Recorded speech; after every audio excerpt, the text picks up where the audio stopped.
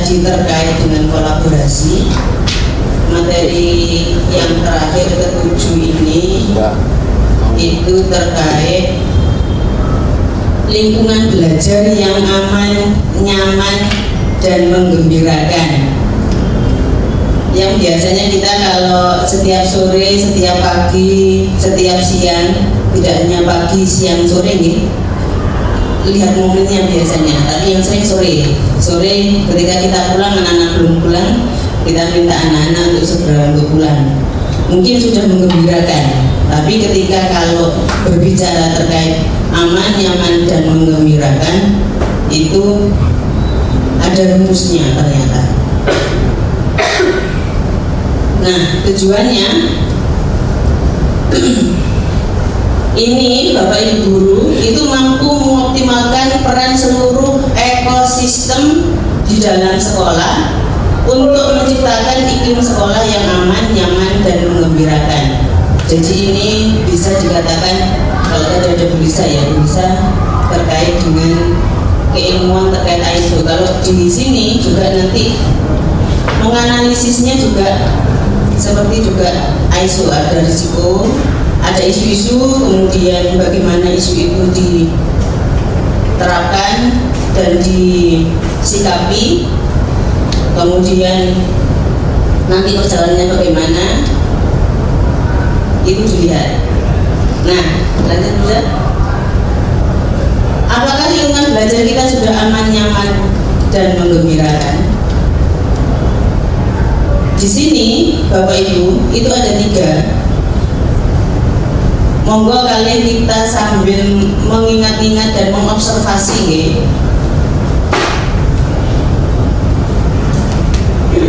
Apakah sekolah kita sudah aman dari ancaman eksternal? Ini di luar kendali sekolah. Ini bisa dicontohkan, di situ ada pengaruh dari remaja atau senioritas dari luar. Kemudian konten kekerasan di media sosial, ketidakharmonisan di rumah. Yang kedua ada kelemahan internal. Kelemahan internal ini dari dalam sekolah sendiri. Bisa area sekolah yang minim pengawasan, masih minim kegiatan pengembangan bakat, sistem pelaporan murid yang belum aman atau ramah. Jadi ini juga termasuk ada kaitannya juga dengan yang disampaikan Bu Zah tadi. Ketika semuanya sudah bisa terkait, itu akan lebih mudah dalam menyikapi baik di luar kendali sekolah, dari dalam sekolah, maupun yang terakhir adalah kapasitas yang bisa diperkuat. Mana yang perlu untuk dikuatkan? Termasuk Bapak Ibu, pembelajaran yang interaktif, pembentukan berbagai klub berdasarkan minat dan bakat. Ini nanti juga dikaitkan dengan ekskulnya di area kesiswaan dan juga yang lain-lain boleh. Kurikulum juga berkaitan sekali karena kemampuannya juga tertanggung di situ. Kemudian layanan konseling yang mudah diakses dan guru juga terlatih untuk siap mendampingi. Itu. Kemudian nanti ini bisa kita diskusikan dari 3 aspek tadi, mana aspek yang paling dominan. Kan tadi ada faktor eksternal, kemudian faktor internal, kemudian kapasitas yang perlu untuk dikuatkan. Nah,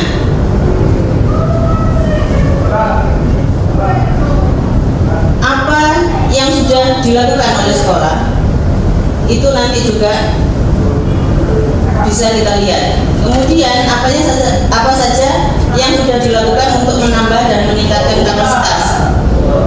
Yang terakhir, dari segi risiko keamanan, melihat aspek ancaman dan kerentanannya, apakah lingkungan belajar sejauh ini berisiko tinggi, sedang, atau ringan. Ngoten. Ini menyampaikan terkait rumusnya nggih. Ternyata ketika kalau berkaitan dengan sistem ada rumusnya. Lanjut Buza. Di situ ada ini rumus, bukan rumus matematika, fisika, kimia nggih Pak Yit nggih. Jadi ada A dikali R dibagi K itu resiko. A itu ancaman, R itu rentanan, K itu juga kapasitas. Ngoten. Nah, ancaman yang tadi sudah saya sampaikan sedikit, ancaman itu bisa eksternal, tidak bisa dikendalikan. Kemudian kalau rentanan itu bisa jadi faktor internal, bisa dikendalikan, kurangnya wawasan, kesadaran, dan keterampilan. Kemudian titik lemah yang perlu untuk perbaikan, ini dari dalam. Kemudian kapasitas, ini kesadaran, kebijakan, fasilitas, praktek baik. Nah,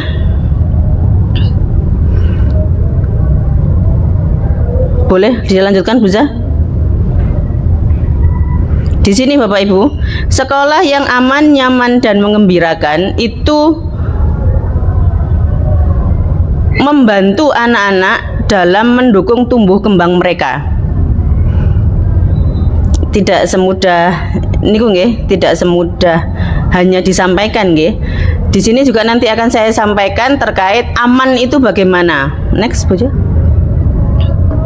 Nah, dikatakan sekolah kita itu aman jika ada indikatornya.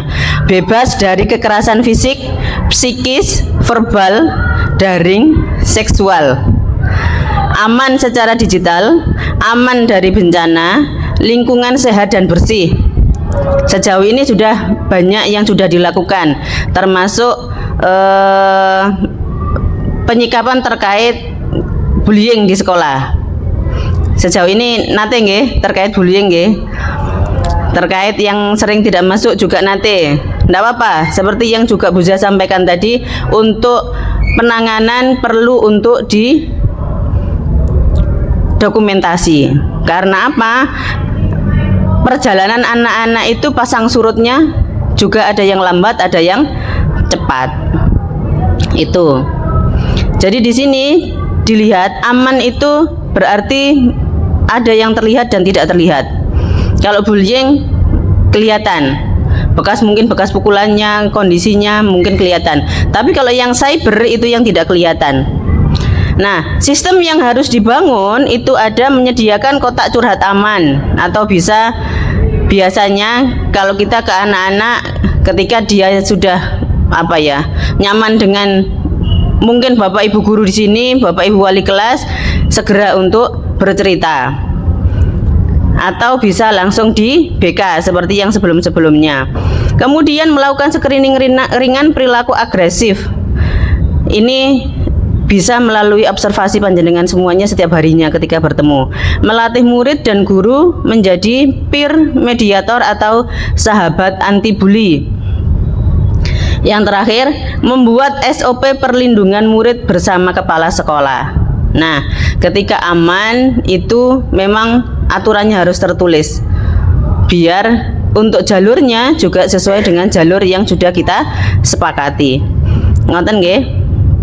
Kemudian yang nyaman itu indikatornya ada relasi yang empatik antara guru, murid, dan staf. Kalau relasi niku nggih macam-macam, nggih saged saat istighosa, saat kegiatan-kegiatan anak-anak KTS, KAS dan yang lain-lain bisa, atau saat kondisi ada kegiatan baru sekarang adalah membersihkan kelas bersama-sama. Nah, meskipun cuma membersihkan tapi panggilan hati atau koneksi hati masing-masing semuanya bisa terjalin. Fasilitas bersih dan ramah anak. Anak-anak sudah belajar untuk membersihkan kelas. Semoga itu juga salah satu ikhtiar.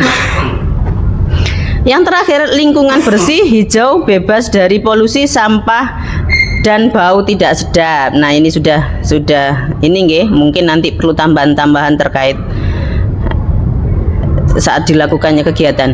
Kemudian sistem yang dibangun, yang pertama menyediakan ruang tenang bagi murid yang sedang cemas. Nah, itu saat yang lalu monggo ketika panjenengan pengen menggunakan ruang BK untuk lebih intens dengan anak-anak, boleh. Atau mungkin ruang seni menyudut itu juga boleh. Yang kedua, guru sebagai fasilitator kegiatan saling mengenal dan membangun relasi. Nggih, doa pagi sekiranya belum cukup, mungkin ada momen-momen ketika bisa bertemu dengan anak-anak juga bisa. Kemudian komunikasi asertif. Kemudian mungkin diperlukan juga apa nggih, survei terkait kondisi mereka. Betah tidak di sekolah, apakah ada apa? Kemudian yang terakhir, menggembirakan. Menggembirakan itu tidak hanya menuruti apa yang mereka inginkan, nggih. Menggembirakan itu juga ada indikatornya. Ada pembelajaran di sekolah itu interaktif. Kemudian waktu dan ruang bermain yang cukup, kemudian pengembangan minat dan bakat.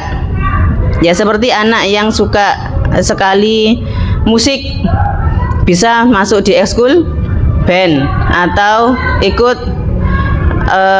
sebagai apa ya, tenaga ahli di mana itu, supporter dangdung. Itu tidak perlu untuk kita ini, tapi mereka sudah naluri untuk ke sana. Iya, banyak kan 11-3 itu ahli-ahli perkusi. Kemudian sistem yang dibangun itu sistem pembelajaran yang berbasis aktivitas dan pengalaman. Adanya klub minat dan bakat. Yang terakhir, sarana dan waktu bermain yang memperhatikan safety-nya. Ngoten nggih. Nah, ini Bapak Ibu, berpikir sistem itu juga ada 5R untuk berpikir sistem. Mau next Buza? Sudah? Itu ada Mem Ida ini. Mem Ida kalau bahasa Inggris ini bagaimana ini? Resource, role, relation, kemudian rule dan result.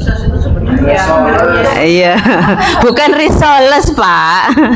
Nah, ini 5R ini terkait sumber dayanya, bahan, kapasitas, kemampuan dan daya. Kemudian kalau lanjut ke napa? Roles nggih Bu Ida nggih. Rule. Rolas. Itu peran dan fungsinya.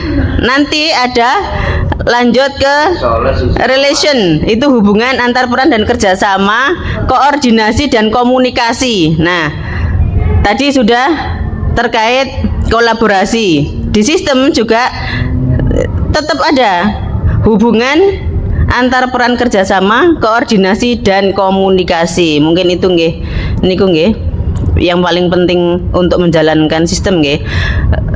Yang dua terakhir itu ada rule dan resul. Iya, nanti Bu Ida enggak apa-apa remedi saya. Itu terkait aturan kebijakan budaya, norma. Kemudian yang terakhir adalah hasil dan dampaknya. Ngaten. Nggih.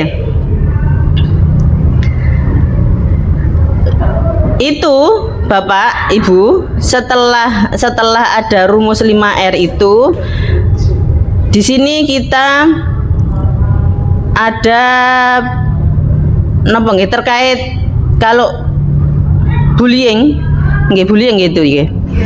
Itu bisa dianalisis dari 5R tadi.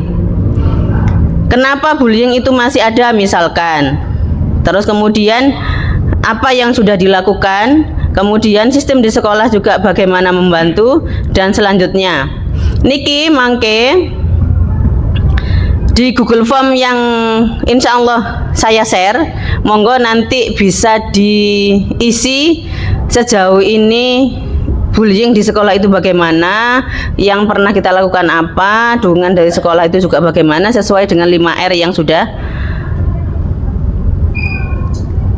disampaikan. Kemudian membuat analisis. Ya, analisisnya itu cuma 3 mawon. Jadi ancaman, ada kerentanan, juga ada kapasitas. ancaman ini faktor eksternal yang tidak bisa dikontrol oleh sekolah, kerentanan faktor internal atau hal-hal yang bisa dikontrol. Kemudian kapasitas ini hal-hal yang terjadi yang bisa dilakukan oleh sekolah juga, hal-hal yang terjadi kekuatan sekolah. Nah, ini yang terakhir kesimpulan, nggih. Tapi sebelum kesimpulan ini Buza boleh menunjukkan keluar dulu Buza yang modul tadi sebelahnya tab itu loh Buza, sebelahnya tab Ini atas ya. ini loh, iya jurus di situ. Nah itu Bapak Ibu, ini nanti saya share di Google Form 5R itu apa, kemudian ke bawah Buza. Ya, itu juga terkait bagaimana kita menyikapi isu-isu terkait kondisi di sekolah atau kondisi bullying yang ada di sekolah. Ini nanti yang saya share di panjenengan semuanya lewat Google Form. Monggo panjenengan bisa menyampaikan inspirasi dan aspirasinya seperti kolom yang sudah saya siapkan nanti. Kemudian nanti selanjutnya hasil yang mungkin sudah terjadi itu kita aktualisasikan di sistem yang ada di sekolah kita. Seberapa banyak isu yang ada, apa yang perlu diperbaiki, apa yang perlu dikembangkan ataupun yang lain. Tapi di sistem ini semuanya berkolaborasi, semuanya harus saling bersinergi. Dan ini ujung dari ujung dari kebijakan yang harus diputuskan oleh sekolah. Ngoten. Nggih, monggo kalau ada masukan Bapak Ibu. Masuk. Sudah. Satu Bu. Jadi sekarang ini kalau kita mengatakan ada bullying di sini, justru orang yang dianggap bullying itu mereka kan tukang marah sebetulnya. Tukang marah. Oh, tukang marah. Banyak yang dianggap korban itu justru sekarang itu mereka juga marah. Contoh misalnya alasan itu agak bisa diganggu. Jadi nggak ada anak yang berani ganggu dia karena dia agak marah. Jadi justru orang yang seperti itu perhatiannya adalah bagaimana cara menenangkan mereka dan mereka berdiri ke sana. Nggih, betul. Berarti kolaborasi antara wali kelas dan semua hal yang terlibat sehingga Rasen dapat mendapatkan pendampingan yang optimal. Nggih, betul. Nggih, yang lainnya sampun?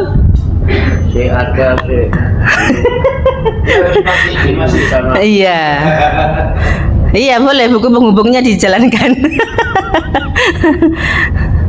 Napa Ustadz? Asik. Kalau saya yang paling kesulitan dan sangat sulit menurut saya faktor eksternal.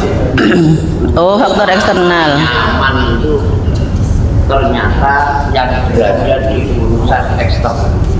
Urusan dengan apa? Urusannya dengan orang tua.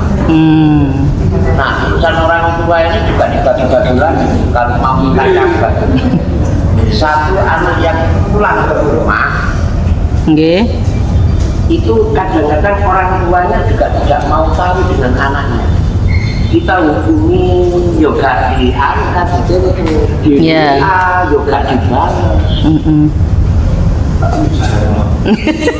Nggih mboten dijarno. Nggih. Oh iya. Nggih. Matur nuwun nggih. Yang kedua, urusan orang tua. Ketika anak ini ada di pondok atau di asrama, komunikasinya akhirnya terhambat. Yes, salah satunya itu. Yang kedua, Pak, apakah pondok tanya kepada kita? Pondok nggak informasi, Pak. Ya enggak lah. Ya enggak, dari sekolah saya juga nggak dapat informasi dari pondok itu. Sama sekali nggak pernah dapat. Nggih. Nggih. Jadi opo ya opo. Kemarin kan kita temukan. Iya. Iya. Arek setengah dosis. Iya betul. Minum obatnya 2. Memang karena saya memang setiap hari, makanya saya bilang buku. Nggih. Yang yang urusan Iya. Ekonomi juga. Faktor dari luar. Juga ada anak saya yang merasa terjatuh mental karena ekonomi. Maka sing ini nutupi tapi di lain ya. Yo. Mohon maaf. Nggih. Ini kayak konsep tok ini. Insya Allah dengan cepat atau lambat akan teraktualisasi. Saya setuju kalau Nggih. disampaikan ke seluruh. Nggih, leres. Nggih. Ada toh. Iya. Jadi mungkin kalau yang dengan tadi yang eksternal itu justru yang ekonomi. Kalau faktor ekonomi itu kita nggak bisa intervensi apapun di Ya. keluarga itu. Tapi kalau pondok harusnya pihak sekolah ada. Iya. Nah ini kan masukan dari Nggih, nggih. permasalahan itu disampaikan ke Nggih. sekolah, ada Bu Leli nanti Nggih. di komunikasi pihak sekolah. Betul. Nanti di link Google Form-nya Ustaz, mangke monggo dijabarkan, boleh. Itu bagian dari kolaborasi. Iya. Nanti kita sampaikan. Ya, Ini ada usulan. Nggih, usulan. Bukan, kalau saya, kita tidak usah memberikan sendiri-sendiri usulan. Kumpul ini semuanya bisa mengatakan.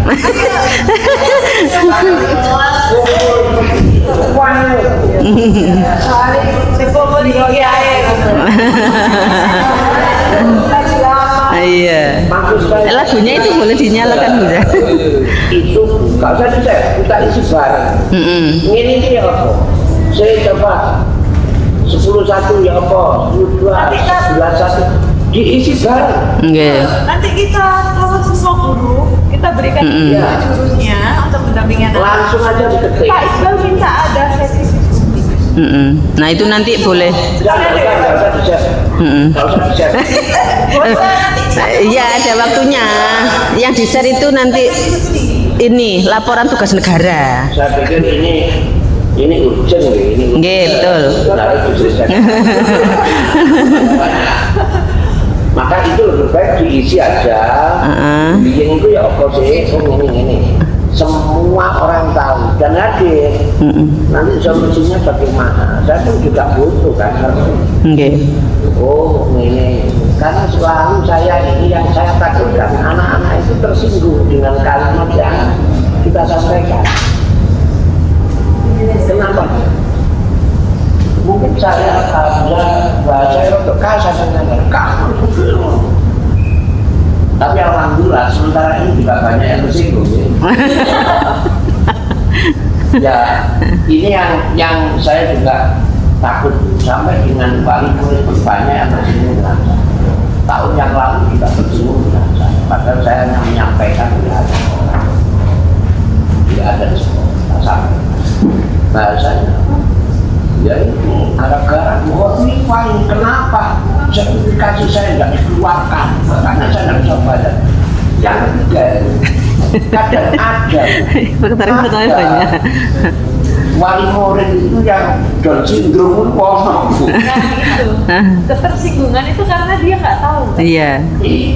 Itu tugasnya. Yang penting orang tua itu sadar, berkesadaran bahwa dia ada sesuatu. Kalau enggak ya kono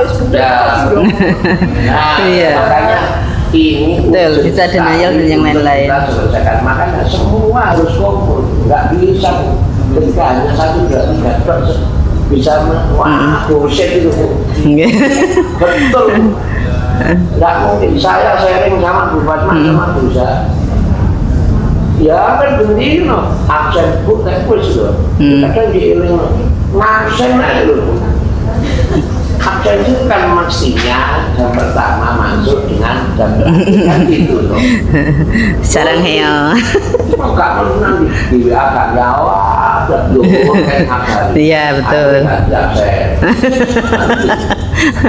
Ya. Ya memang Itu iya. Iya. Dan kamu duit. Cenderung cokok. Makanya iya aneh kamu duit. Cenderung cokok. Terus ini lah duit. Bayar. Oh.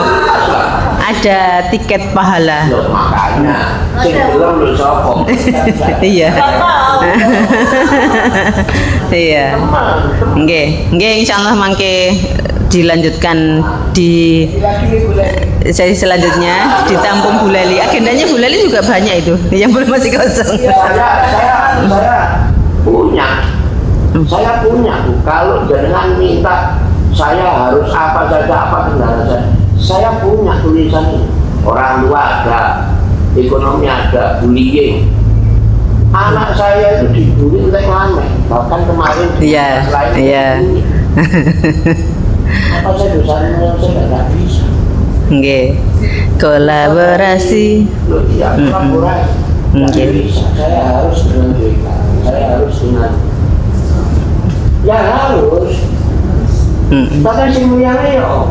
Dan mungkin masukannya tidak hanya pelaku dan korban, sebenarnya lingkungan ini Iya. aware, ya gurunya, ya kondisi teman-teman yang lain. Aman, nyaman. Saya ini juga ngajar, tapi mengingat penting ya. Tak pikir oh ya sono sharing, mumpung ono sharing. Aduh, geluduk. Tapi mau dari kapan kita bisa Iya. makanya Iya. ini bullshit gitu. Berarti sing ngisi top manajemen. Saya orang muda.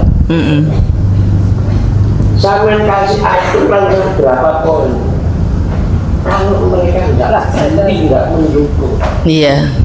sudahlah, tidak akan terjadi. Sekarang mungkin.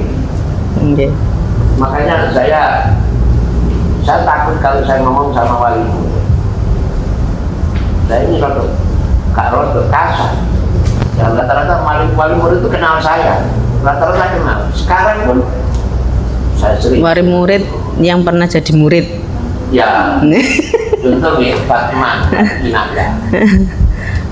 Net ngomong sama saya, Pak, ini Pak sering izin waktu sekolah. Tak parah. Juragan Anoma, yo, tak takut.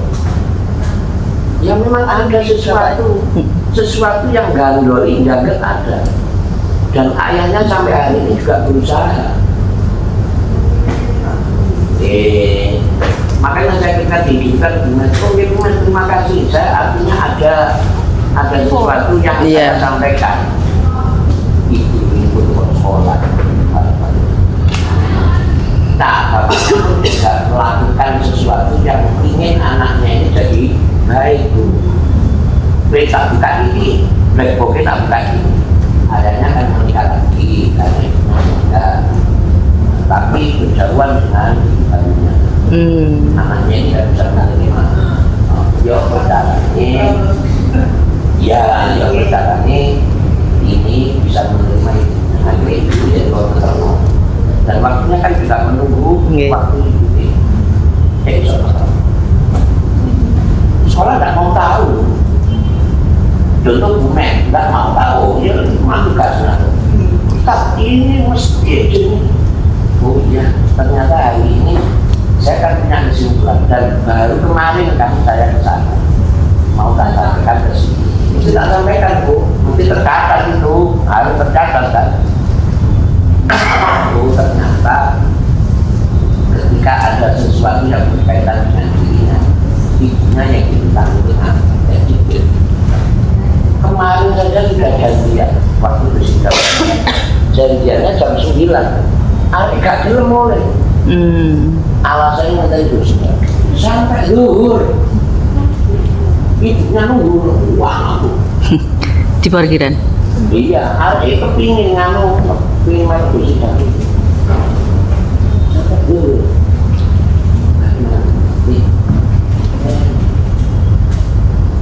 Anda nggak mau, bukan anaknya yang izin, orang tuanya.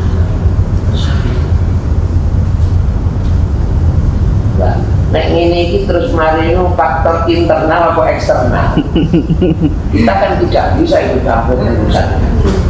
Orang tuanya inginnya, tapi juga belum lagi ketika ada di sini. Betul. Semua. Alhamdulillah, alhamdulillah. Walaupun saya harus datang ke rumahnya dia. Alhamdulillah. Alhamdulillah. Akhirnya satu clear. Iya. Tawa.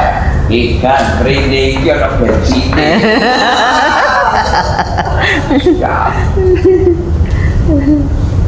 Iya.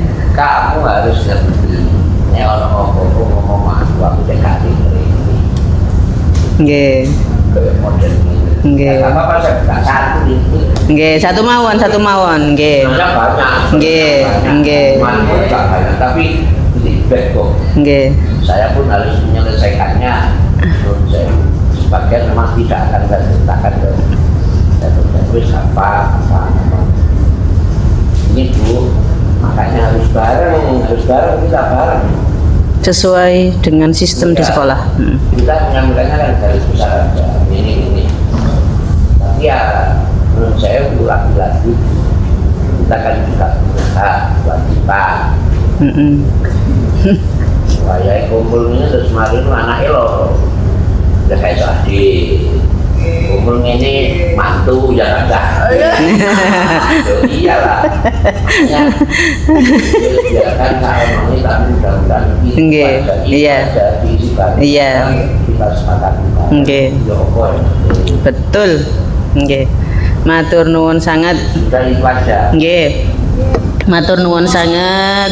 Semoga pertemuan kali ini membawa manfaat dan berkahnya. Kita tutup kegiatan ini dengan doa kafaratul majlis. Subhanakallahumma wa bihamdika asyhadu an la ilaha illa anta astaghfiruka wa atubu ilaik. Assalamualaikum warahmatullahi wabarakatuh. Teman Bapak Ibu.